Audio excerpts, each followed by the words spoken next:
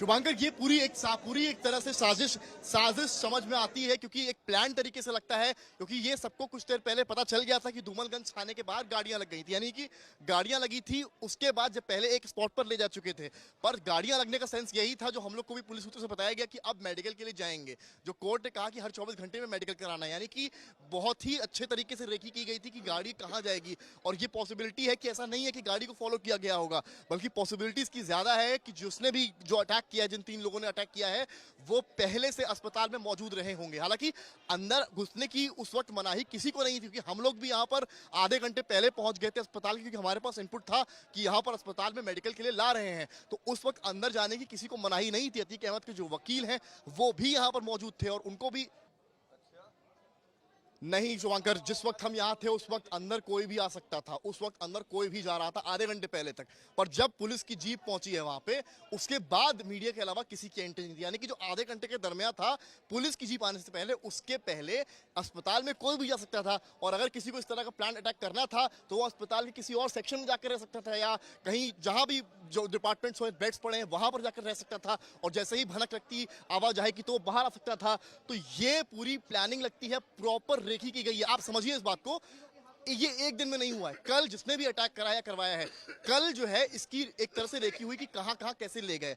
और अंदेशा ये था कि आज भी मेडिकल कराया जाएगा, तो आज भी जब मेडिकल कराया जाएगा तो उसके लिए इसी अस्पताल में आएंगे जहां पर कल उसको जाना था।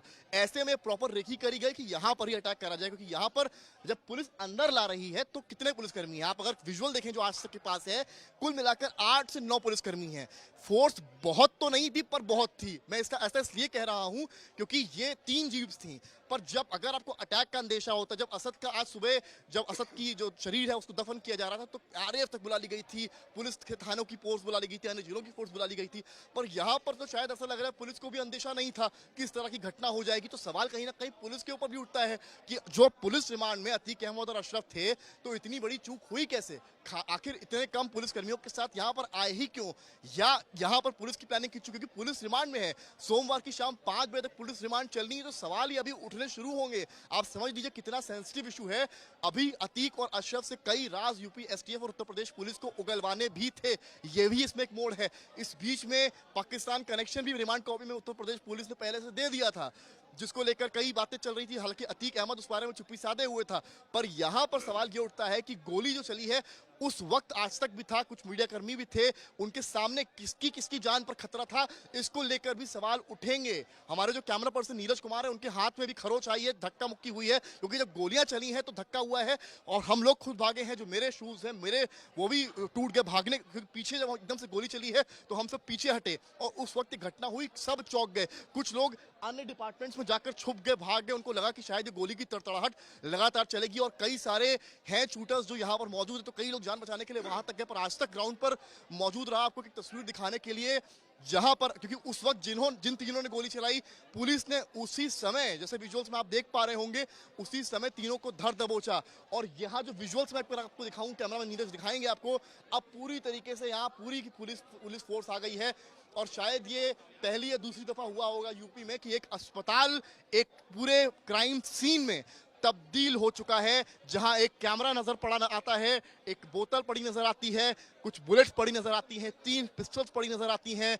और यहीं पर सनसनीखेज तरीके से अतीक अहमद और अशरफ को मारा जाता है। और उसी वक्त तीनों ने सरेंडर किया है, यानी कि जिन्होंने भी ये कार्य किया है पूरी प्लानिंग से किया है, या ये भी कहा जा सकता है कि उनसे कार्य कराया गया है। कौन इसके पीछे है इसकी जरूर पड़ताल होगी, पर उच्च अधिकारियों ने इतना जरूर आज तक को कंफर्म किया है, मान सिंह नामक सिपाही प्रयागराज पुलिस के हैं, वो इसमें घायल हुए, उनके हाथ में गोली लगी है।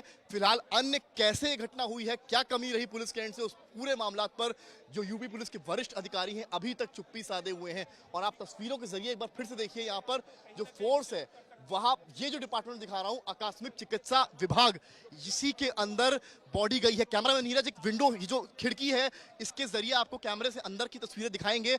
आप देखिए अंदर पूरी की पूरी पुलिस फोर्स, वरिष्ठ अधिकारी हैं।